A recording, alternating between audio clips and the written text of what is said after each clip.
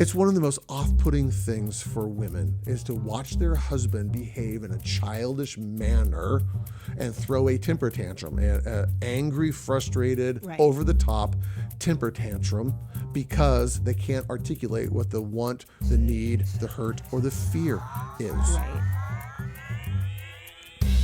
Welcome to the Secure Marriage Podcast, where we believe it's possible to fight less, feel understood, and enjoy a deeper connection with your spouse. We're your hosts, Paul and Shannon Elmore, and on today's episode, how to get rid of anger in your marriage. Did I say that right? Nope. What is it? How to completely remove anger. Completely remove anger from your marriage. Okay. We're your hosts, Paul and Shannon Elmore, and on today's episode, how to completely remove anger from your marriage. Wouldn't that be amazing? Is that just a huge promise? Yeah. Like, we guarantee if you do the things that we're going to talk about in this podcast episode, anger will magically start to disappear from your relationship. Yeah. Boy, big one, but here we go. Alrighty. Was so close. What? You were trying to kiss me, but not till Sunday. We haven't kissed, ladies and gentlemen, for almost 2 weeks. Not because we have a thing between us, but there actually has been a thing between us. It's called COVID. And she had it. She gave it to me. And we just haven't kissed. So it's now Friday. That's you're going to be hearing a lot of coughing. So we apologize now during the podcast because our lungs are still kind of just trashed. But we're waiting until Sunday to kiss, and it's Friday, so we have another day and a half. Yeah, to I don't kind know. I don't know why you picked Sunday, but because that's the good day to kiss. Okay. Well, here's the topic. You ready for the topic for the day? Yeah, I am.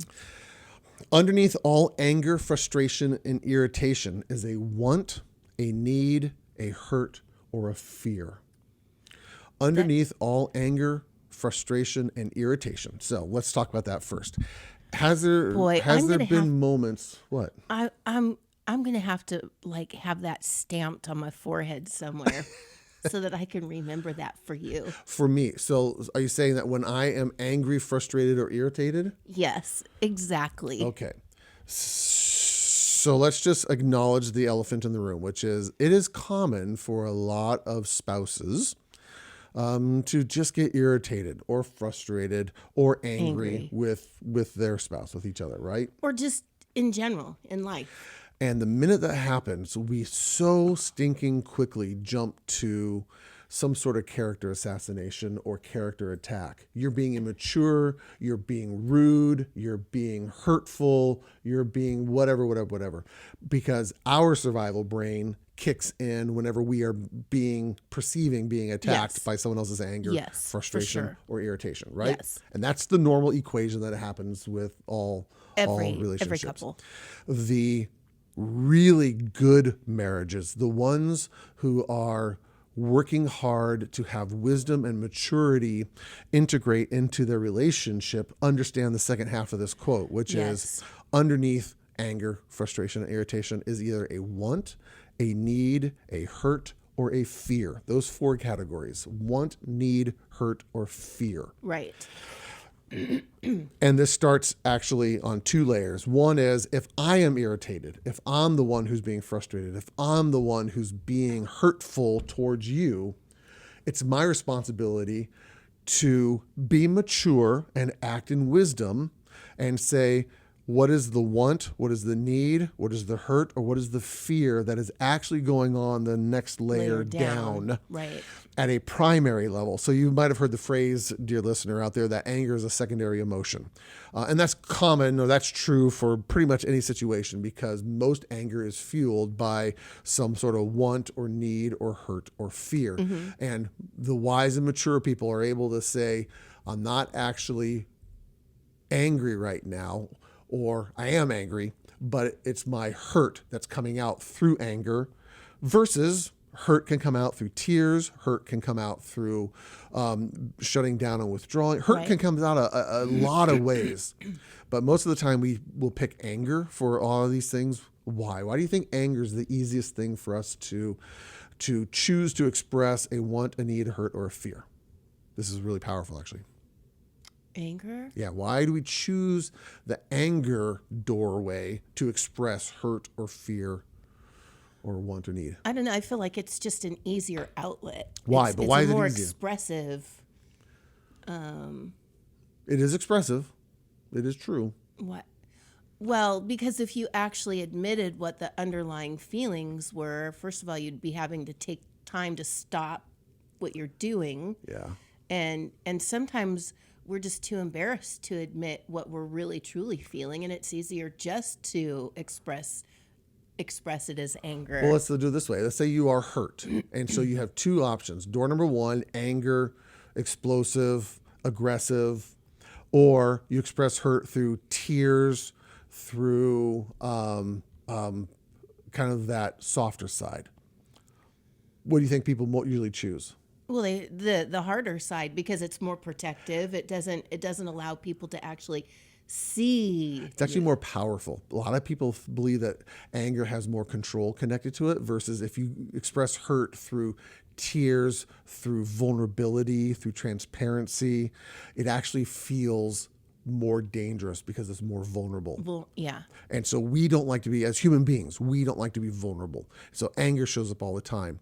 And a lot of people still struggle with this act of becoming vulnerable in front of their spouse. So it's easier to become angry or to become domineering or to become Right. intense or to become whatever it is rather than admit that you are hurt or scared or tired or, any of those things. Disappointed. Yeah, disappointed. Yeah. And these 4 words are broad categories for a whole host of other vocabulary. Again, embarrassed, disappointed, ashamed. Those are all versions of hurt or fear or Right. need or a want or things like that. But again, we can go through a whole host of feeling words, but it's good to have just 4 broad categories. Right. So when you are in a situation and one of you, so let's just make it easier because this probably happens more often on my end. I hate to admit that. I wish we could talk about you and your flaws, but My flaws. here we go. 2024, we're going to start off and just pick Paul apart. When I get angry, when I get frustrated,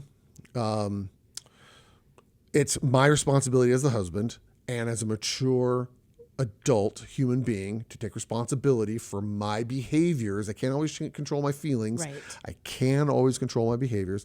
And for me to say, I'm angry right now. I totally admit I'm angry, but I'm actually hurt, or here's what I need, and I'm not getting what I need right now. Or here's what I want, and I'm really hurt or frustrated that I can't get what I want.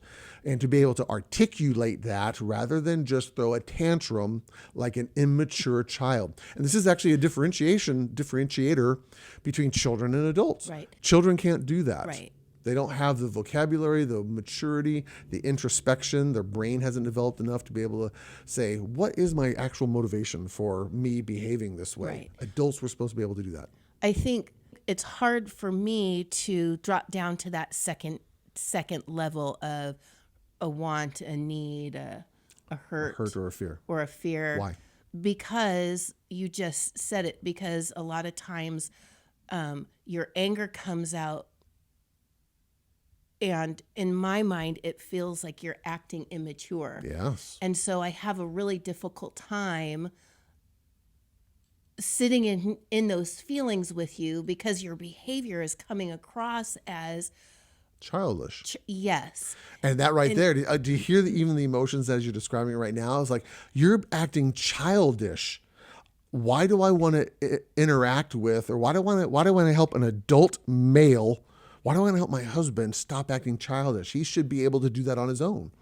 Well, Right? I don't know that's the thoughts. It's just It's one I of the don't most want to be around that. It's one of the most off-putting things for women is to watch their husband behave in a childish manner and throw a temper tantrum, an angry, frustrated, Right. over-the-top temper tantrum because they can't articulate what the want, the need, the hurt, or the fear is. Right.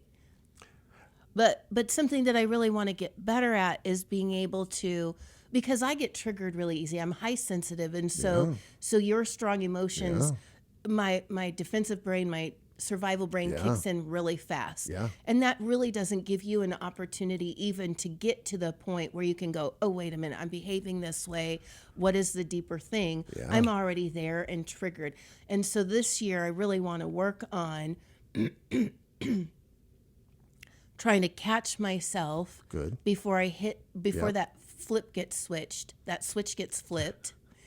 And instead of reacting to your behaviors, catch myself and say, okay, he's really disappointed because of this. Yes. Or, okay, honey, I see that you're really angry. I'm trying really hard not to respond to it because it just triggers all of me. But can we figure out what's the underlying thing? Because this is not it. I don't know what words to use, but you get the brilliant. idea. That's great. And I would appreciate that. Nothing would make me happier than to have you be in a rational, responsive brain. Responsive brain isn't the right word. Well, again, most fights happen when one person's immature response, my immature response, triggers you, and you respond with an immature response on top of that. Right. And now we just argue about who's being more immature, Right. me or you. And then you argue about who is more immature first, me or you. Right. And then we argue about who needs to make it right first, me or you. Right. That's every argument. Right. And this last year, I think I have been more of just let him be in his feelings, let him do what he needs to do. You've been doing better. So that I don't get triggered, but that still leaves you in your feelings alone. Correct. And I want to be able to get to where I don't have to leave you because I know I'll get triggered. Yeah. And so this is a really good statement. And I know you've talked about this before. We've talked about this statement before about when anger shows up, it's usually because of one of these four things. But for whatever reason, I'm in the right state and the right time and the right place to hear it in a different way, to go, oh, yeah, that makes perfect sense to me. And it's helpful because I can think about situations where you've been in the kitchen just really angry. Yeah. And I'm going, really? It's not that big of a deal in my mind. Yeah. But if I stop to think about it, it's understandable that you're disappointed because you wanted something that you thought was there that you bought for yourself and now it's gone. Yeah. And you were really looking forward to it. And it's understandable that you'd be frustrated or upset about it. Let's talk about two really important kind of examples of this and then how that needs to be applied to every marriage. Okay. Okay.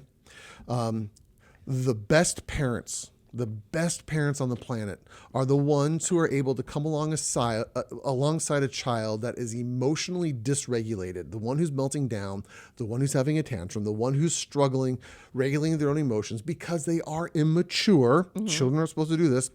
And the parents can maintain their own level of emotional regulation. Mm-hmm. They come in and they provide this very calm, reassuring presence or energy, which now helps the child regulate their emotions. And where they feel safe. And then they help them, once they've gone through the emotions, process what's actually happening. So how do we solve the problem? How do I fix the boo-boo? How do I put the toy back together? How do I handle losing the toy because it's broken and I can't? Being able to regulate yourself in the proximity of someone who is dysregulated that's a is hard one. the magic skill. Yeah. It also applies across the board in dog training.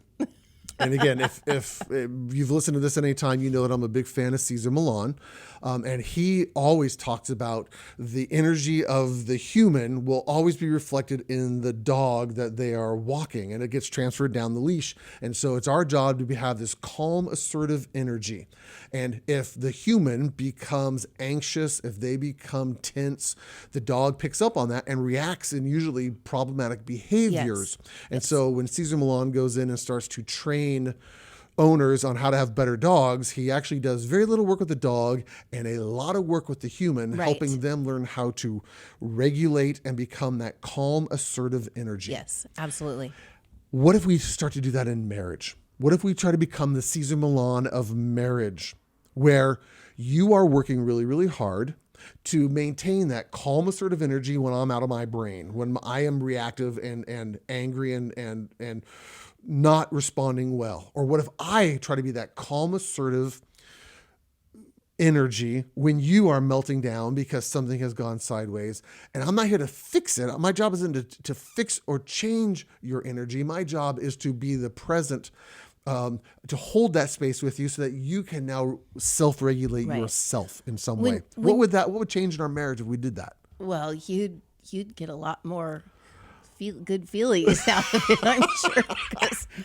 Because to be honest, you do a much better job at that than I do. I wholeheartedly. I mean, yeah, you have your times when Sure. everybody has Everyone. their good days and their bad days, but that this one is a real difficult one for me, and I don't know if it's my autonomic nervous system that physically gets triggered. I don't have control over that, but I do know that I can control what I can control, and I want to change that. And I would love to be able to give that to you this year. Great. I'll take it. Because take it. I think you've spent a lot of time alone in your feelings, or it's taken you longer to get through them because you didn't have that from me. Yeah. And I think if I can provide that for you, well, that will give you, when you provide that for me, I have a tendency to settle down much faster. And I would like to provide that for you. And I think that's in any marriage, when you can be that calm, assertive presence for your spouse when they're in a lot of people say a worked up Right. Yeah. State of mind. state of mind. Thank Yeah. you. I'm like, worked up something. And nobody wants to hear, oh, don't be worked up. You're too worked up. That's just not going to go over well. But a nice, calm, assertive presence that's grounding for you really helps to allow you to calm down much, much faster and to get to the real root of what's going on much faster. Yeah. If I'm upset, if my upsettedness triggers your upsettedness, and now I have to put all of my emotions on hold so I can help you regulate. Right. That's backwards. It is. But again, I want you to hear clearly, dear listener, as you're kind of processing along with us here, it is a both and scenario. Me as the person who is dysregulated, it is my responsibility to respond in a mature, healthy, wise approach and say, what is the hurt, the need, the fear, or the want that I is feeding this anger? I have to be self-aware in that. And it's your responsibility to hold that space when I am dysregulated and to now start to ask questions or encourage me or encourage us together to say, man, you are pissed off right now. And I totally get it. Thank you for not throwing things across the room. Thank you for not swearing at me or tearing me down as a person. What is the hurt, the need, the want, or the fear that is going on? Right. And you might not, go ahead, cough it out. It's still there. COVID sucks, everybody. That lingering cough is just murder. It is. Yeah. It's your job to be able to hold that space for me. Maybe not in that moment. You might have to wait till my brain regulates. Right. And then we come back to, okay, what was fueling that? But the reaction to that, your response to my anger, makes it easier for me to process through it or to actually get more defensive in it in a bad way. So you Right. get to have a good response to it, and I get to be self-aware and try to minimize it as much as possible.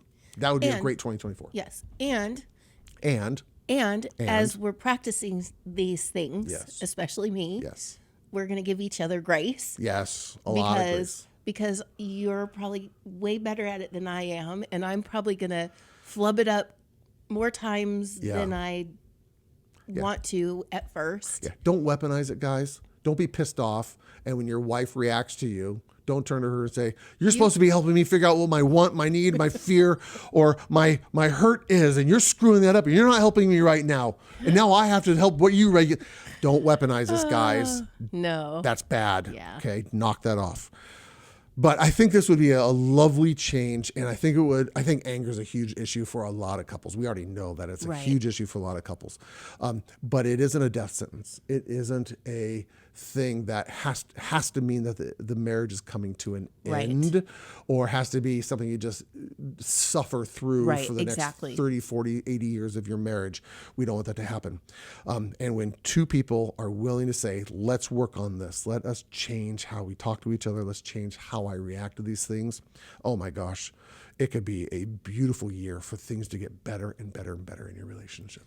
So I have just Nope, we're done. one. No, I have that one was last. the perfect way to end it. What's one last whatever? Go ahead. Ow!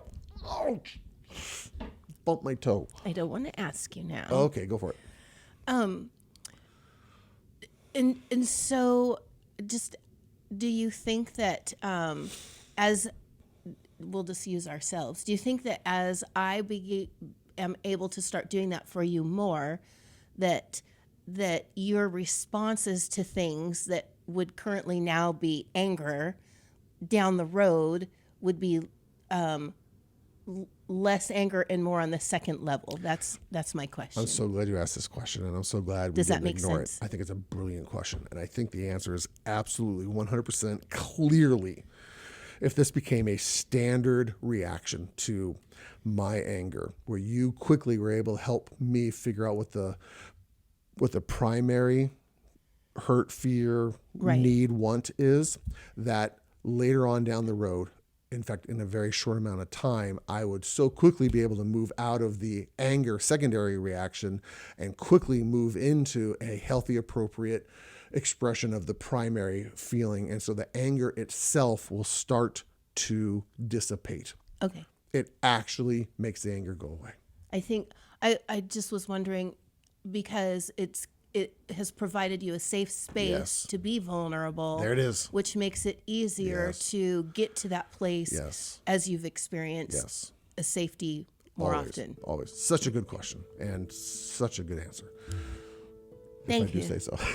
If you do say so yourself. I was actually already thinking about it, and I'm glad you're the one who brought it up and asked it, because it's absolutely true.